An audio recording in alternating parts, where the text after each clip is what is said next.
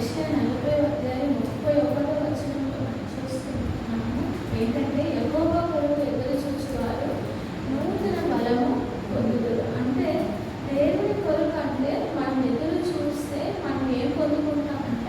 నూతన బలాన్ని, నూతన శక్తిని మనము పొందుకుంటాం.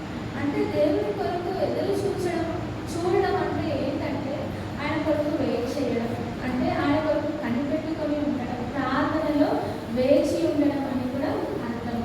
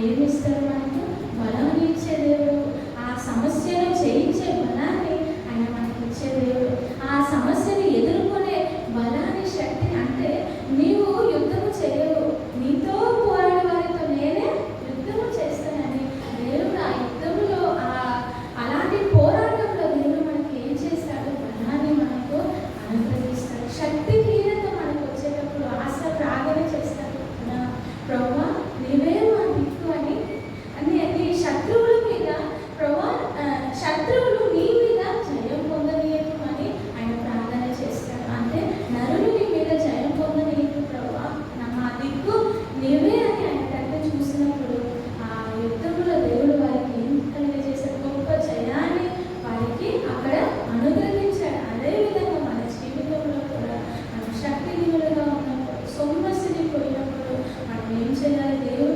దేవుని సన్నిధిలో మానవుల తట్టు మనం ఉంచుకుంటాం. అనేక సార్లు మనం ఏం చేస్తామంటే ఒక్కొక్కసార్లు ఈ పరిస్థితులను బట్టి మనము సొమ్మసిల్లిపోతాము. అంటే చుట్టుపక్కల పరిస్థితులను బట్టి మనకు ఎదురయ్యే శోధనను బట్టి మనం ఏం చేస్తాం? సొమ్మసిల్లిపోతాం, కృంగిపోతాము. మానవుల్ని మనం చూస్తాము, వెతుకుతాము, ఎవరి దగ్గర సహాయం కొరకు మనం వెతుకుతాం. కానీ దేవుని వాక్యం ఏం చేసి చెప్తుందంటే యెహోవా కొరకు ఎదురు చూచువారు నూతన బలమును పొందుకుంటారు. వారు పక్షి రాజుల వలె రెక్కలు చాపి ఆత్మీయంగా నూతన బలాన్ని దేవుడు మనకి, అంటే ఆత్మీయంగా ఎదగటానికి. అంటే ఒక శోధన వస్తుందంటే అంటే ఒకప్పుడు పిల్లలు పరీక్ష రాస్తారు కదా, వాళ్ళు ఎందుకు పరీక్ష రాస్తారు? వారు సంవత్సరం అంతా చదివితే ఆ పరీక్ష అనేది ఉంటుంది. అంటే వారు ఇంకొక మెట్టుకు వారు ఎదగాలనే ఆ పరీక్ష, ఆ ఎగ్జామ్లో పాస్ అవ్వాలనే పరీక్ష. మనకు కలిగే శోధన కూడా ఏంటి? పరీక్షనే. మనం ఆ శోధనలో పాస్ అవ్వాలి, మనం ఆ శోధనను జయించాలి.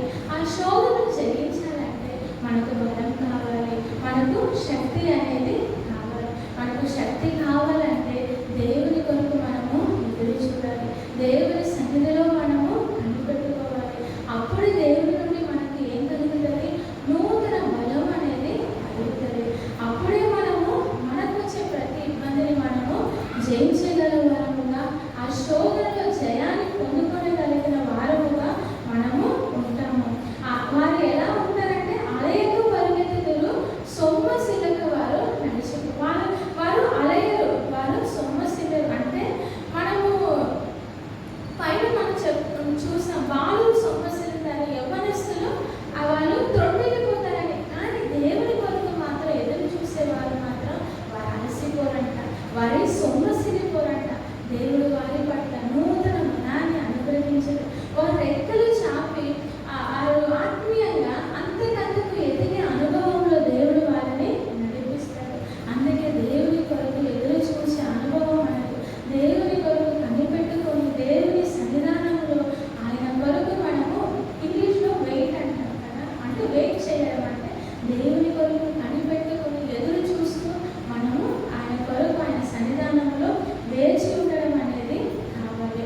అందుకే ఇంకొకటి మనం చూస్తున్నాము, కీర్తనల గ్రంథము 59వ అధ్యాయము, కీర్తనలు 59 9-10 వచనాలు మనం చదువుతున్నాము. నా బలమా, నీ కొరకు నేను కనిపెట్టుకొనుచున్నాను. నా ఉన్నతమైన దుర్గము దేవుడే. నా దేవుడు తన కృపతో నన్ను కలిసికొనెను. నా కొరకు పొంచిన వారికి సంభవించిన దానిని దేవుడు నాకు చూపించు. అంటే నా బలమా అని ఇక్కడ దావీదు ఎవరు చెప్తున్నారు? నా బలము దేవుడే. అంటే కీర్తనలు 18:1 కూడా మనం చూస్తాము, నా యెహోవా నా బలమా, నేను ప్రేమించుచున్నానని. అదేవిధంగా కీర్తనలు 81:1 కూడా మనకు బలమైన దేవుడు, దేవుడే నా బలము అని వారు దేవుని స్తుతించారు. నిర్గమకాండం 15వ అధ్యాయంలో కూడా మనం చూసి యెహోవాయే నా బలము, యెహోవాయే నా రక్షణ శృంగము అని దేవుని గురించి వారు స్తుతి గానాలు. అంటే దేవుడే మనకు బలమై ఉన్న దేవుడు. అందుకే ఇక్కడ దావీదు అంటాడు, నా బలమా నీ కొరకు నేను కనిపెట్టుకొనుచున్నాను. దావీదు దేవుని సన్నిధిలో ఏమన్నా, నా బలము నీవే ప్రభువా, నీ కొరకు నేను కనిపెట్టుకొనుచున్నాను. నా ఉన్నతమైన దుర్గము దేవుడే. నా దేవుడు తన కృపతో నన్ను కలిసికొనెను. అంటే దేవుని కొరకు నేను కనిపెట్టుకొని ఉన్నాను. అందుకే దేవుడు తన కృపతో నన్ను కలిసికొన్నాడని దావీదు చెప్పడం అనేది మన జీవితంలో కూడా దేవుని కొరకు మనం కనిపెట్టుకొని ఉంటే దేవుడు మనల్ని ఎట్లా ఎదుర్కొంటాడు? తన కృపతో మనల్ని కలుసుకుంటాడంట. అంటే కింద మనం చూస్తే, నా దేవుడు తన కృపతో నన్ను కలిసికొనెను, నా కొరకు పొంచి ఉన్న వారికి సంభవించిన దానిని దేవుడు నాకు చూపించు. నా కొరకు పొంచి ఉన్నాయి అంటే మన శత్రువులు, ఎన్నో శత్రువులు మన కొరకు, అపవాది యొక్క క్రియలు, శత్రువుల తంత్రాలు మనల్ని ఎప్పుడు పడగొట్టాలి, ఎప్పుడు మనల్ని వెనుక లాగాలని శత్రువులు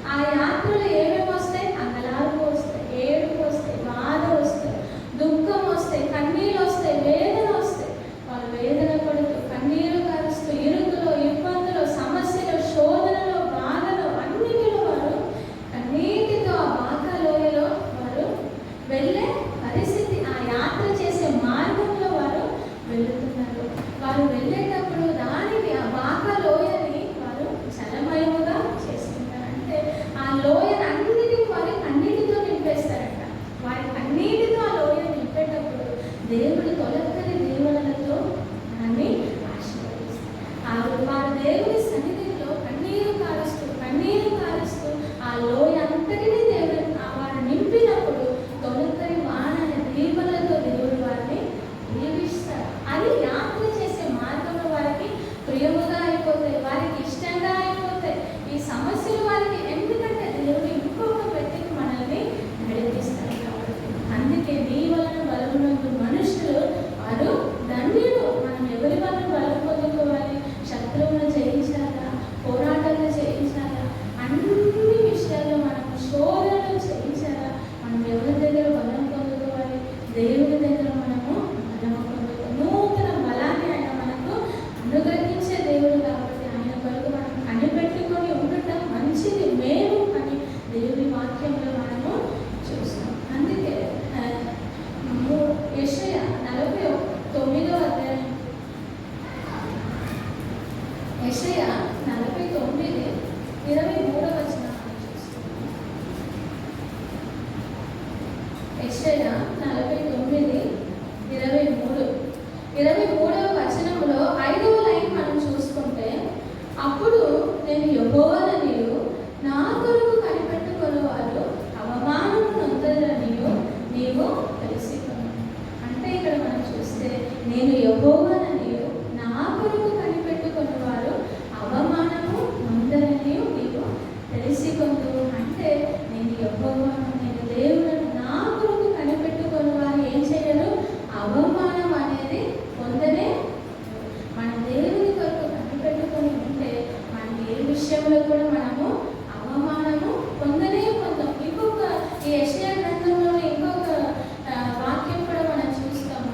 అంటే సహాయము కొరకు ఐగుప్తులను ఆశ్రయించినామా, లేకపోతే ఐగుప్తు రథములు గొప్పగా ఉన్నాయి. అంటే ఐగుప్తు రథం అంటే బలమైన రథాలు కదా, బంగారు రథాలంట, బలమైన సైన్యము వాళ్ళది, బలమైన రౌతులు. వారి మీద నువ్వు ఆధారపడి నువ్వు వెళ్ళినావా, నీకు శ్రమ అని ఈ యెషయా గ్రంథంలోనే మనం అంటే ఈ లోకాన్ని ఆశ్రయించిన, ఈ లోకస్తుల వైపు మనం తిరిగిన, లోకాన్ని ఆధారం చేసుకున్న, మనుషులను ఆధారం చేసుకున్న మనకి ఏం కలుగుతుంది?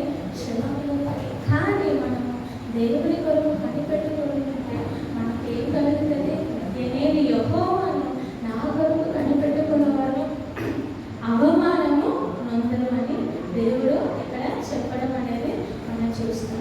అదేవిధంగా విలాప వాక్యంలో 3:26 చూస్తున్నాం. విలాప వాక్యంలో 3వ అధ్యాయము 26వ వచనం మనం చూస్తే, నరులు ఆశ కలిగి యెహోవా అనుగ్రహించు రక్షణ కొరకు ఓపికతో కనిపెట్టుట మంచిది. అంటే నరులు ఆశ కలిగి యెహోవా అనుగ్రహించు రక్షణ కొరకు, దేవుడు అనుగ్రహించే రక్షణ కొరకు మనం ఏం చేయాలంట? ఓపికతో కనిపెట్టుకొని ఉండుట అది మంచిదంట. అందుకే దావీదు అంటాడు కదా, నేను సహనముతో దేవుని కొరకు నేను కనిపెట్టుకున్నాను కాబట్టి ఆయన నా ప్రార్థన అంగీకరించి. మనం దేవుని కొరకు కనిపెట్టడంలో కూడా కొంచెం సహనం అనేది, కొంచెం ఓపిక అనేది మనకు కావాలి. అంటే దేవుడు మనకిచ్చే రక్షణ కొరకు, మనకిచ్చే విడుదల కొరకు, మనకిచ్చే మేలు కొరకు మనం ఏం చేయాలి? ఓపికతో దేవుని సన్నిధిలో మనం ఏం చేయాలి? కనిపెట్టుకొని ఉండాలంట. మన ప్రార్థనలు మనం విజయం పొందుకోవాలంటే, మనం ఇతరుల కొరకు ప్రార్థన చేసే దాంట్లో మనం విజయం పొందుకోవాలంటే, ఇప్పుడు మనం ఎవరి రక్షణ గురించి ప్రార్థన చేస్తున్నామా, దాంట్లో మనం విజయం పొందుకోవాలంటే మనం ఏం చేయాలి? ఓపికతో మనము దేవుని సన్నిధానంలో కనిపెట్టుకొని ఉంటే ఆ విషయంలో మనం జయాన్ని మనము చూస్తాం. అందుకే నరులు ఆశ కలిగి యెహోవా అనుగ్రహించే రక్షణ కొరకు ఏం చేయాలి? ఓపికతో కనిపెట్టుకొని ఉండాలి. మనకు రక్షణ అయినా, విడుదలైన సమస్యల నుండి, ఇరుకుల నుండి, శోధనల నుండి మనము జయాన్ని పొందుకోవాలన్న అన్నిటిలో మనకి దేవుడే రక్షణ. కాబట్టి మనం ఏం చేయాలి? ఆయన సన్నిధిలో ఓపికతో మనము ఆయన సన్నిధిలో మనము కనిపెట్టుకొని ఉండాలని దేవుని వాక్యంలో మనం చూస్తాం. అందుకే యెహోవా కొరకు ఎదురు చూసేవారు నూతన బలాన్ని, శక్తి నిలువకు ఆయన బలాన్ని ఇచ్చే దేవుడు అంట.